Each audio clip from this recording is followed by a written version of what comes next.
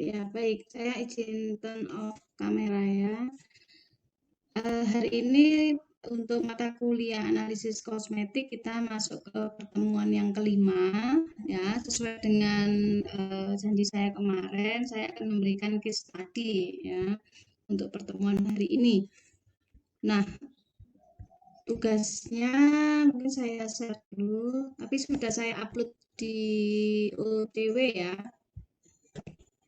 Saya upload juga di sana. Bentar.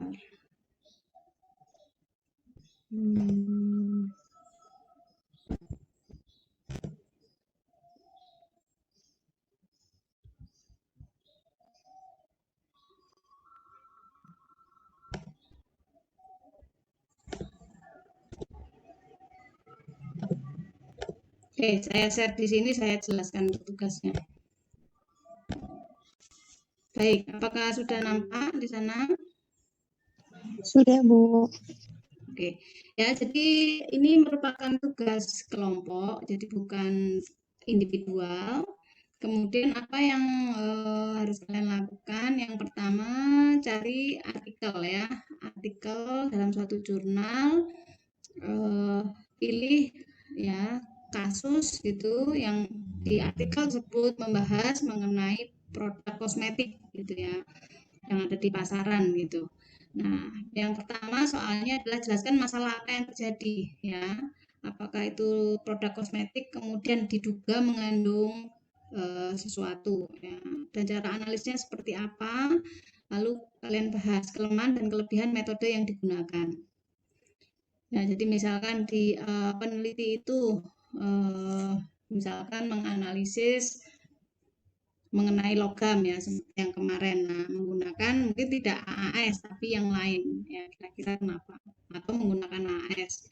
Jadi kelebihan kelemahannya apa? Kemudian bandingkan metode yang dilakukan di jurnal tersebut dengan metode analisis kosmetik sesuai peraturan BPOM 2011. Jadi kalian baca kembali peraturan BPOM mengenai metode analisis kosmetik ya yang sudah di apa istilahnya direkomendasikan oleh BPOM.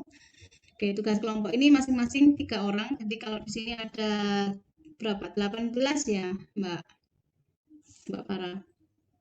18 plus 19. Ya, 19 berarti ada yang 4 orang ya, ada 3 orang ya. Dan kemudian diketik kasusnya ya, ini saya sediakan 6 ya, 6 topik. Yang pertama ya, menganalisis adanya cemaran mikroba, kemudian logam berat. Kalau yang kemarin sudah kita bahas timbal, berarti pilih yang selain timbal ya di sini. Kemudian bahan pemutih ya, bisa bahan pemutihnya itu bisa hidroquinon atau mungkin turunannya apa, bisa arbutin ya, alfa arbutin misalkan, seperti itu boleh, atau yang lainnya. Kemudian kandungan asam retinoat, lalu bahan pewarna berbahaya ya, jadi bahan pewarna ini ada yang diperbolehkan, ada yang tidak. Nah, yang tidak berarti ini yang dipilih. Nah, misalkan untuk sediaan kosmetik, untuk sediaan lipstik dan lain-lain yang ada warnanya. Kemudian mengandung kortikosteroid ya. Ini kalau bisa yang mencakup ada deteksi KLT dan KCKT-nya ya, atau APLC-nya ya. Jadi cari jurnal yang bisa mengakomodasi dua-duanya sehingga nanti kalian bisa tahu cara metode analisisnya bisa menggunakan dua. Kalau misalkan lebih ya boleh gitu ya, tapi yang dipersyaratkan atau direkomendasikan di BPOM itu KLP dan KCKT. Oke ya, jadi itu tugasnya 6, jadi 6 kali 3 18, satu mahasiswa ada yang mengikut 1, jadi ada yang isinya 4. Ada yang mau ditanyakan?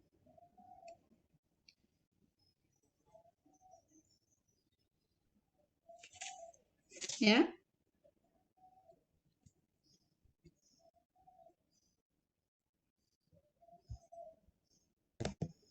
Terkait dengan tugasnya, ada yang mungkin belum jelas?